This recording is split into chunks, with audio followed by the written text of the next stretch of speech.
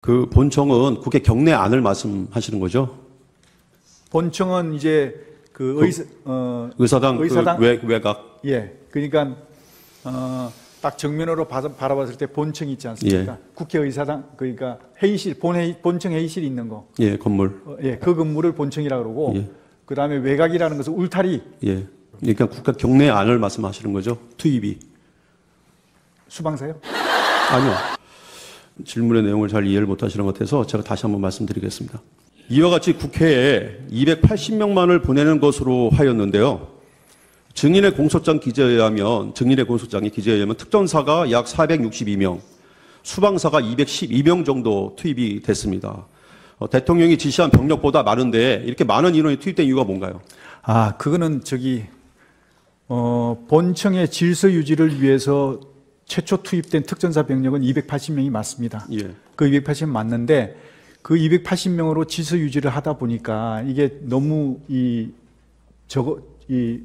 병력이 상대적으로 너무 적어서 특전사령관하고 얘기하면서 추가적으로 더 가용한 병력이 있냐 그러니까 한 180명, 200명이 좀 안 되는 180명 정도 가용하다 그래갖고 그러면 그 인원을 혹시 모르니까 좀 추가로 좀 보내면 안 되겠냐 그래서 이제 추가로 보내겠다고 해가지고 보냈으면 좋겠다고 특전사 사령관의 의견을 듣고 해서 그 추가로 이제 들어오는 걸 했는데 이게 그 병력이 추가로 들어온 시간이 거의 해제 시간, 계엄 해제 시간하고 맞물려 버렸습니다. 예. 그러다 보니까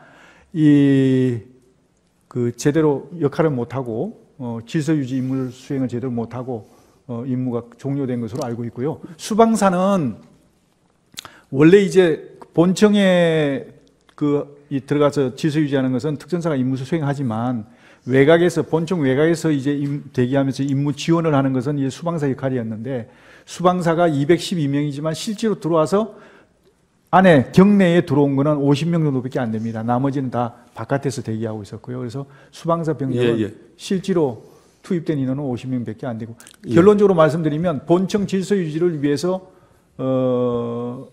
투입된 인원은 대통령께서 최초 지시하신 280명이 거의 주로 했다 이렇게 보시면 되겠습니다.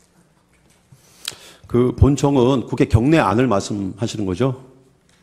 본청은 이제 의사당 외곽. 예, 그러니까 딱 정면으로 바라봤을 때 본청이 있지 않습니까? 예. 국회의사당 그러니까 회의실 본청 회의실이 있는 거. 예, 건물. 예, 그 건물을 본청이라고 그러고 예.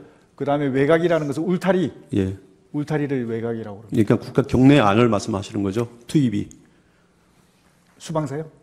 아니요. 그냥 병력 투입이라는 그 개념이. 특전사 280명은 본청 내부에 들어가서 질서 유지를 했고요. 예.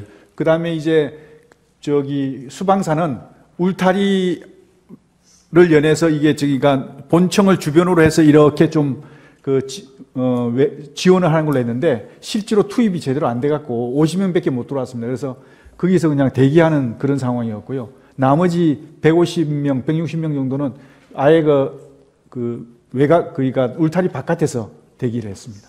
예. 이번 추후에 지금 질문의 내용을 잘 이해를 못하시는 것 같아서 제가 다시 한번 말씀드리겠습니다. 지금까지 뉴스 등에서 대통령이 국회를 봉사하기 위해 군 병력과 경찰 인력을 투입했다고 이렇게 하고 있습니다. 그 증인은 작전 분야에서 오랫동안 근무를 해서 잘 알 텐데요. 국회를 봉쇄하고 국회의 의결을 막고자 했다면 최소한 어느 정도 규모의 병력이 필요합니까? 그게 이제 그렇게 판단을 하려고 그러면 계략적으로 이제 울타리, 그러니까 국회 울타리 길이를 어느 정도 알아야 되는데 제가 알기로는 한 3, 4km 되지 않을까 싶습니다. 예. 정확하지는 않습니다. 근데 3, 4km 정도 된다고 봤을 때 3km라고만 해도 봉쇄라고 하면 그야말로 손에 손잡고 틀어막는 거거든요. 그렇기 때문에 거의 1m 간격으로 병력을 배치해야 됩니다. 그러면 3km를 1m 간격으로 하면 3,000명이 소요되지 않습니까? 그런데 거기에 국회 출입문이 20개입니다. 그러면 20개의 최소한 출입문은 아무리 못해도 100명은 투입을 해야 이게 인원이 많이 몰리기 때문에. 그건 한 2,000명. 다시 말해서 울타리 봉쇄만 하더라도 5,000명은 소요된다는 결론이고요. 그리고 내부에 이제 방금 말씀드린 본청, 회의실이 있는 본청이라든지 국회의사당 본청, 그 다음에 이제 의원회관이라든지 이런 건물까지 다 봉쇄를 하려고 하면 내부에도 한 2, 3천 명 정도는 있어야 제대로 봉쇄가 될 것이다. 저는 그렇게 생각합니다. 예, 알겠습니다. 그래서 종합적으로 보면 외곽과 내부까지 하면 7,000명 내지 8,000명 정도 투입이 돼야 국회 봉쇄가 가능할 것이다. 이렇게 저는 판단합니다. 예, 알겠습니다.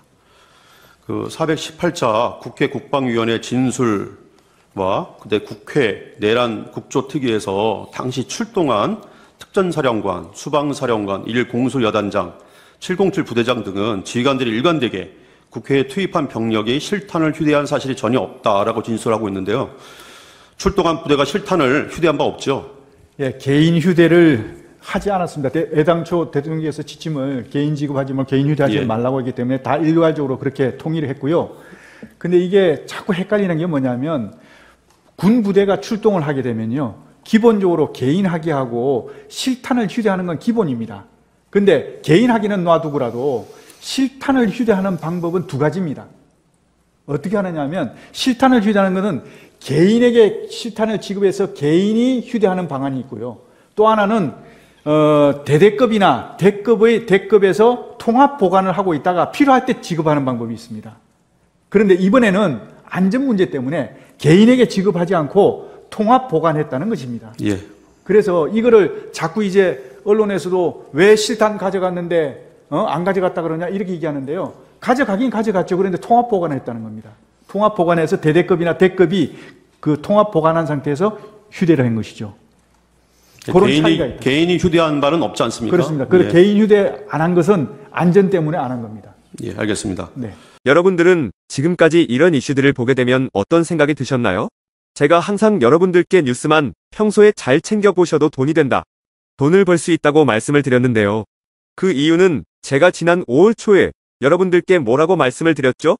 지금은 정부가 주목하고 있는 K푸드에 관심을 가져야 한다. 뉴스만 보고 끝내지 마시고 투자 쪽으로 한번 생각해 보셔야 한다. 라고 말씀을 드렸습니다. 그리고 나서 이런 썸네일들을 뉴스를 통해서 많이 보셨을 텐데요. 이렇게 정부가 정책으로 밀어주는 산업이 이슈가 됐을 때 정보에 민감한 부자들은 어떻게 생각할까요? K푸드 관련주는 뭐가 있는지, 어떤 종목이 나에게 돈을 벌어다 줄 수 있는지를 생각한다고 말씀을 드렸죠? 그 이유가 뭐냐 하면 부자들이 봤을 때는 이슈가 곧 돈으로 이어지고 이런 이슈들이 돈을 벌어준다는 경험적 확신이 있기 때문에 부자들은 항상 이런 사회적 이슈들을 관심 있게 챙겨본다고 말씀을 드렸습니다. 실제로 제가 지난번에 시청자분들과 함께하는 주식으로 수익 내기 이벤트를 진행했었는데요. 당연히 100% 무료로 진행했고 여기 보시면 저한테 구독이라고 문자 남겨주신 모든 시청자분들께 이렇게 K푸드 관련주 중에 가장 급등할 확률이 높은 한성기업 딱 한 종목을 여러분들에게 추천을 드렸어요. 그러면서 여기 나와 있는 대로 정확하게 얼마에 사야 하는지 그리고 어느 정도 올랐을 때 팔아야 하는지 이런 부분들까지 자세하게 알려드렸었는데 결과가 어떻게 되었죠? 오른쪽을 보시면 아시겠지만 제가 5월 2일에 문자로 이 한성기업을 소개해드리고 나서 주가가 이렇게 2배 넘게 급등이 나왔다. 그래서 당시에도 굉장히 많은 분들이 제가 드린 한성기업으로 수익을 내셨을 텐데요. 다시 한번 축하드린다고 말씀을 드리고 이번에도 마찬가지입니다. 최근에 정부가 집중적으로 밀고 있는 산업이 해외 건설 시장이고 그 중에서도 K신도시에 대한 관심도가 계속해서 높아지고 있기 때문에 관련 종목들이 부각받을 수밖에 없다. 그 중에서도 정부가 가장 핵심적으로 밀어줄 것으로 예상되는 K신도시 대장주 한 종목에 돈이 몰릴 것이다. 당연히 우리가 이쪽으로 생각해야 한다는 겁니다. 그래서 이번에도 지난번과 똑같이 저에게 신청이라고 문자 보내주시면 정부가 강력하게 추진할 것으로 예상되는 K신도시 정책주 중에 앞으로 대장주 역할을 하면서 주가가 가장 크게 급등할 한 종목을 구독자분들에게 문자로 종목명과 사고파는 시점을 모두 알려드리겠습니다. 그래서 여러분들이 주식으로 돈 버는 연습을 한번 해보시라 이렇게 말씀을 드리고 지금 이 영상을 보시는 시청자분들 중에 나도 이번 종목이 궁금하다 하시는 분들은 누구나 상관없이 그리고 어느 시간대나 상관없이 부담없이 이렇게 상단에 제 번호를 항상 남겨놓고 있습니다.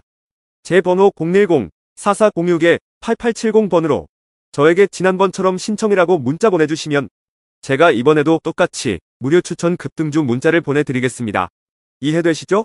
그래서 제 번호 010-4406-8870번으로 신청이라고 문자 보내주시면 여러분들이 직접 이슈를 통해서 돈 버는 연습을 해보실 수가 있는 거고 제가 돈을 받는 것도 아니고 투자를 대신해드리는 것도 아니기 때문에 부담없이 신청해주시면 되는 겁니다. 그리고 수익이 나면 저는 다른 것은 바라지 않습니다. 제 채널에 구독, 좋아요 한 번씩만 눌러주시면 감사하겠습니다.